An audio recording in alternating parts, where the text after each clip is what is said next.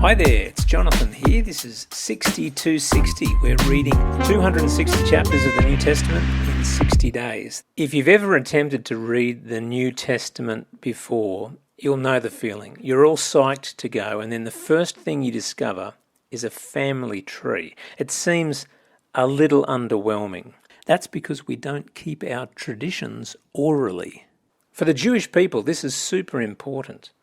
Matthew's Gospel grounds Jesus in history.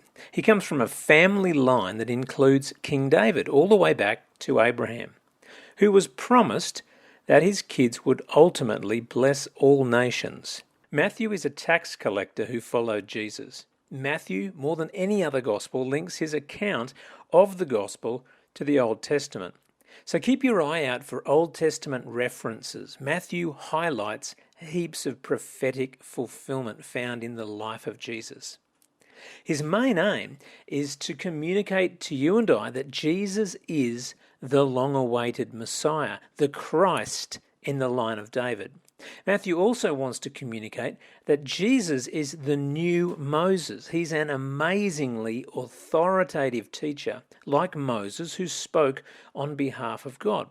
And he wants to highlight that Jesus is Emmanuel, God with us. The theme of Emmanuel goes all the way through the Gospel of Matthew till the Great Commission at the very end. So, the genealogy. Check out the bunches of sevens. It's telling us that this is perfection. Also, don't miss the women who get to be included in the family line of Jesus, and of course Rahab, the prostitute. The good news is for everyone. Then verse 18 to 25 of chapter 1, the virgin birth. Lots of theology here about Jesus being fully God and fully man. Verse 21 is huge. His name is Jesus because he will save his people from their sin, fulfilling the promise to Abraham all those years ago.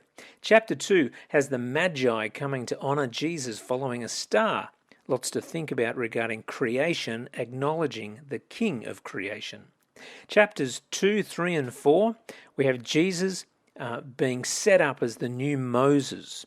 Jesus just happens to flee with his family to Egypt. As Moses came out of Egypt to rescue God's people, so does Jesus. Then through the waters of the Red Sea and the Jordan, Jesus is baptized as Israel were baptized, and then 40 days of wilderness to match 40 years of wandering in the desert for Israel. Chapter 4, verse 12, it's all starting. The power of God is being unleashed in and through Jesus, God's Son. People start following, people get healed. God is up to something very special. Enjoy God's Word.